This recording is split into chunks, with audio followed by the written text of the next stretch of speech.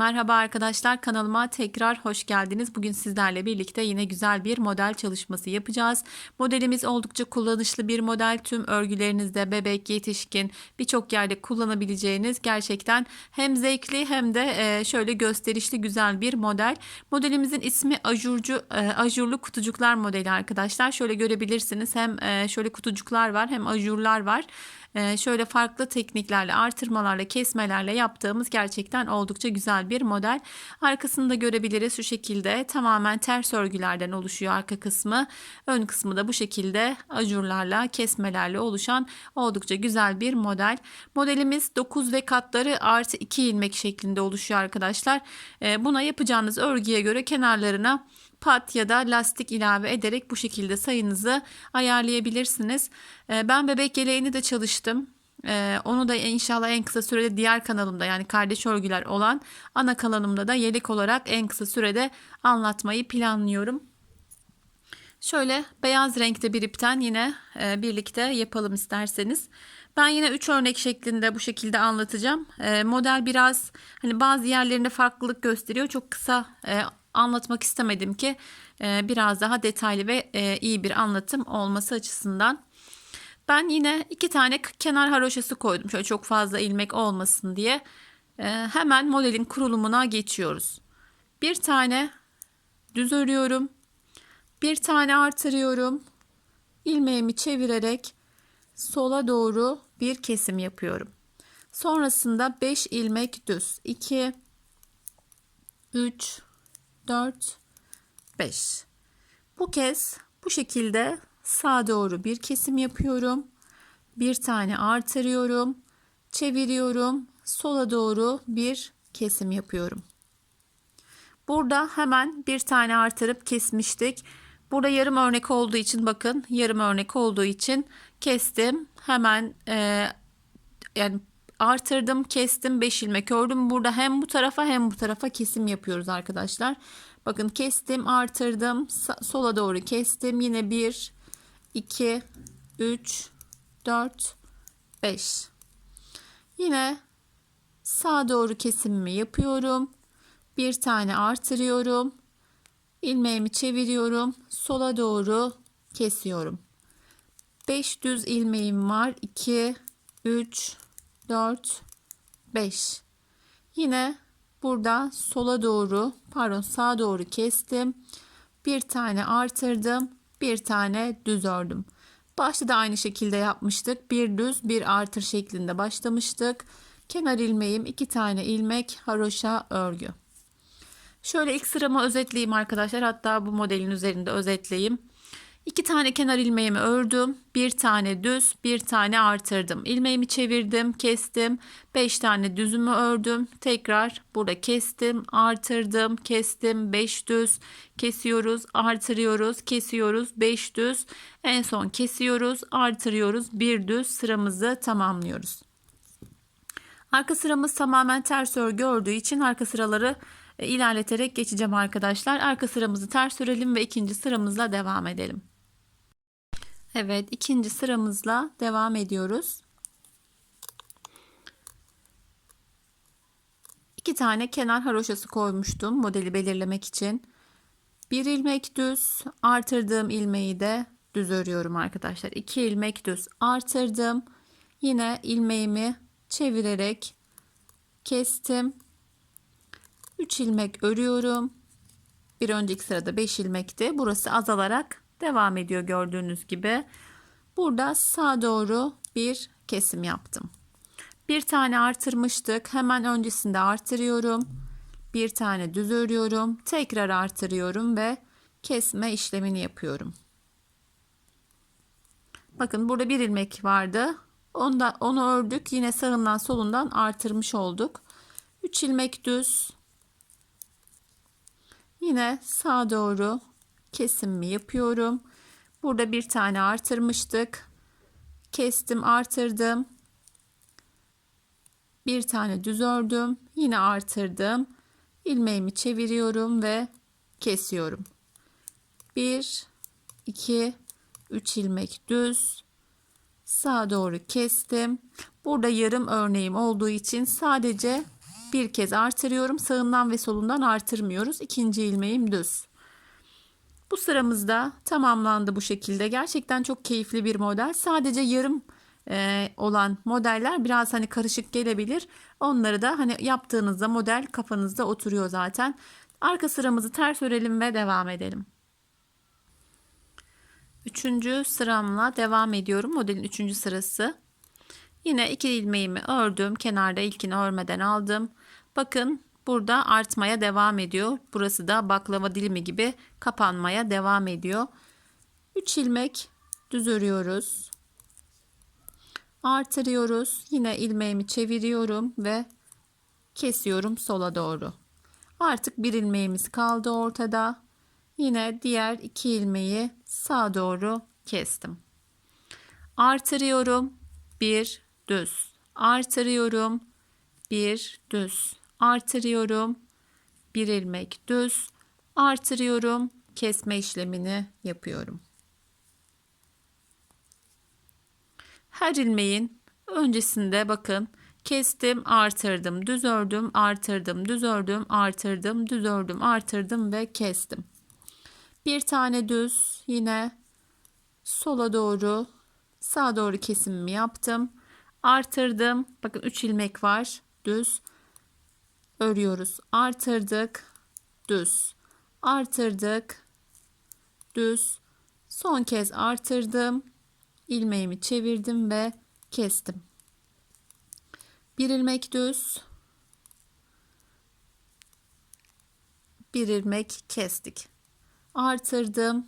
Burada aynı işlemi yapmıyoruz. Sadece başta ve sonda yarım örnek olduğu için bir kez artıyor. Bakın arkadaşlar, dediğim gibi hani buralar kafanızı karıştırabilir. Burada 3 ilmeğin sağından ve solundan sürekli artırma yaptık ama kenarda yok. Şimdi bu sırada çok artmış gibi gelebilir. Onu da açıklayayım. Yani ben takılırım genelde. Hani burada çok artırdık. Burada bir kez artırdık. Şimdi ilk başta aslında ilmeğimiz eksildi arkadaşlar. Bir sağa bir sola kestik. Bir kez artırdık. İkinci sırada 2 tane artırdık ama yine bir eksiğimiz var. Çünkü orada bir sağa bir sola kestik. 2 tane artırdık. Bu sırada çok fazla artırıyoruz ki ilmek sayımız bu şekilde dengeleniyor arkadaşlar. Evet, yine sıramı ters ördüm arkadaşlar. Son sıramızla, yani modelin son sırasıyla devam ediyoruz. Bu sırada sadece kesme işlemi yapacağız. Artırma işlemimiz yok. Evet, şu ilk kesme yaptığım yere kadar geldim. Hiçbir artırma yapmadım. İlmeğimi çevirdim. Sola doğru kestim. Burada da kesme yapmıyoruz. 1, 2, 3, 4, 5, 6, 7, 8. 8 ilmek örüyoruz. Bakın 9. ilmeğimiz yine bizim ilk kestiğimiz ilmeğimiz. Çeviriyoruz. Baklava gibi düşünmeyin. Ben hani ilk başta ben de yaparken biraz farklı gelmişti. Sanki üçünü birlikte kapatacak gibi. Ama bu şekilde sadece birini kesiyoruz. Birini düz örerek devam ediyoruz. İlk başta biraz karışık gibi gelir. O yüzden hani üst üste anlatmaya çalışıyorum tekrar. Ama hani elinize alıp yaptığınızda biraz da mantığını da çözüyorsunuz. Çok kolaylıkla, rahatlıkla yapabilirsiniz. Yine ördük. Bakın şurada 3 ilmeğimiz var. İlk ilmeğimi çevirdim. İkisini birlikte kesiyoruz. Kalan ilmeklerim düz örgü bu sırada da. Bir döngüyü tamamlamış olduk arkadaşlar. 4 sıra ördük. Sıramız tamamlandı. Bir 4 sıra daha ördüğümüzde dilim olarak tamamlanmış olacak. Şimdi arka sıramızı ters örelim ve sonraki sıramızla devam edelim. Evet, son görüntümüz bu şekilde arkadaşlar. Burada bir yarım, burada bir yarım örneğimiz çıkmış oldu. Devam edelim ikinci modelimizle. 2 ilmeğimi yine ördüm. Burada 1, 2, 3 ilmek örüyoruz. Şurada bakın 2 ilmeğimiz kalmıştı bitirdiğimiz. Şuradaki artırma tam 2 ilmeğin ortasına gelecek. Yani ilk kesmemizi sağa doğru yapıyoruz. Bir tane artırıyoruz. Bu ilmeğimizi çevirip sola doğru kesiyoruz. Aslında işlem aynı ama dediğim gibi sadece yerleri değişiyor. 1, 2, 3, 4, 5. Yine bakın şurada 2 ilmek vardı. Bunun ortasına geliyor yine artırmamız. Sağa doğru kesimimi yaptım. Artırdım. İlmeğimi çevirdim. Sola doğru kestim. 5 düzümüz vardı. 1, 2, 3, 4, 5. 5 dizimi ördüm. Yine bakın kestiğimde tam bu 2 ilmeğin ortasından artırmamızı yapacağız. Artırdım. Yine ilmeğimi çevirdim. Sola doğru kestim. 1, 2, 3 ilmekle bitirdim. Bakın burada 3 ilmekle başlamıştım. 3 ilmekle bitti sıramız. Arka sıramızı ters örelim ve devam edelim. Evet, devam ediyoruz diğer sıramızla. Bir önceki sırada 3 ilmek örmüştük, kesmiştik. Burada da şöyle görebilirsiniz. Şöyle kapandığı için yine eksiltmeler olacak. 1, 2 ilmek ördüm. Bakın artırdığım ilmek ortada. Sağa doğru kestim. Artırdım. Bir düz ördüm. Artırdım. Aslında hani bir önceki sıranın modelin aynısı ama şöyle dediğim gibi kenarlarda karıştırabilirsiniz. O yüzden anlatmaya devam ediyorum. Bu kez kestik, 3 ilmek ördük. Yine sağa doğru kestik. Artırdım. Bir düz ördüm. Artırdım. İlmeğimi çeviriyorum. 1, 2, 3 ilmek düz ördüm. Tekrar sağa doğru kestim. Artırdım. Bir düz ördüm. Artırdım. Sola doğru kesiyorum. Başlangıçta 2 düzüm vardı. Sonda da 2 düz ile örgümü bitiriyorum. 2 ilmekte kenar haroşam. Evet, yine bakın yavaş yavaş belirmeye başladı aslında modelimiz. Arka sıramızı ters örelim ve örmeye devam edelim. Evet, devam ediyoruz yine bir diğer sıramızla.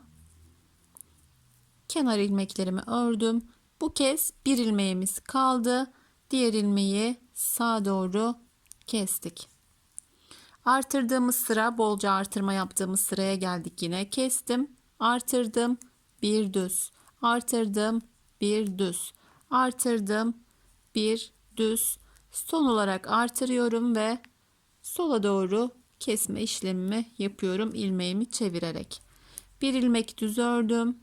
Yine sağa doğru bu şekilde kestim. Tekrar artır, düz, artır, düz, artırdık, düz, tekrar artırdım, ilmeğimi çevirdim ve kestim. Devam edelim.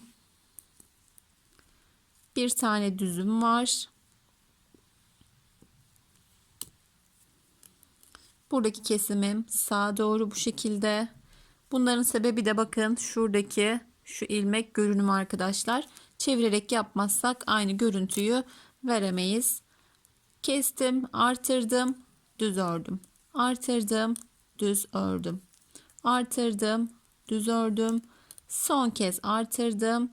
İlmeğimi çevirdim ve kestim. Kalan bir ilmeğimi de örüyorum. Diğer ilmeğim haroşa ilmek. Arka sıramızı ters örelim ve son sıramızla devam edelim. Evet, bakın bu sırayı yaptığımızda artık dilimimiz tam olarak tamamlanmış oluyor. Bu sıra önemli arkadaşlar. Bir kenar ilmeğimi ördüm haroşa örgü olarak. Burada şimdi kesim yapmamız gerekiyor. Burada kesim kenarda yapmıyoruz. Dümdüz örüyorum. Yani şurada son ilmekte kesme işlemi yapıyorduk. Burada yapmıyoruz başında. Hemen ilk kesme yerine kadar düz örüyorum. Yani sayacak olursak da 2, 4, 6, 8, 9. 9 ilmek düz ördüm. Şurada kesme işlemi yapıyorduk. İlmeğimi çevirdim ve kestim. Başta kesme işlemi yapmıyoruz. 1, 2, 3, 4, 5, 6, 7, 8. Ben normalde saymıyorum. Zaten dediğim gibi bakın kesme yerine geldiğimde ilmeğimi çeviriyorum ve kesiyorum. Burası zaten kendini belli ediyor. 1, 2, 3, 4, 5, 6, 7, 8. Burada kesme işlemi yapmıyoruz arkadaşlar. Bakın kenara geldik. Normalde bu ilmeği çevirip kesmem gerekiyor ama kenarda yarım örnek olduğu için buralarda kesme yapmıyoruz. Önemli olan yerler buraları. Burada da bakın artırma yapmıyorduk. Yani şurada çok fazla artırma yapıyoruz. Burada artırma yapmıyoruz. İkinci dönüşte de son sıramızda başta ve sonda kesme işlemi yapmıyoruz arkadaşlar. Bir modelimiz de bu şekilde tamamlanmış oluyor. Şu arka sıramızı ters örelim ve devam edelim. Evet, modelimiz tamamlandı aslında. Bakın tam olarak bir dilim çıktı arkadaşlar. Şöyle bir başlangıç yapalım. Yeni bir modeli aslında başa alıp da videoyu aynısına yapabilirsiniz. Ben yine bir başlayayım ki aklınıza soru işareti kalmasın.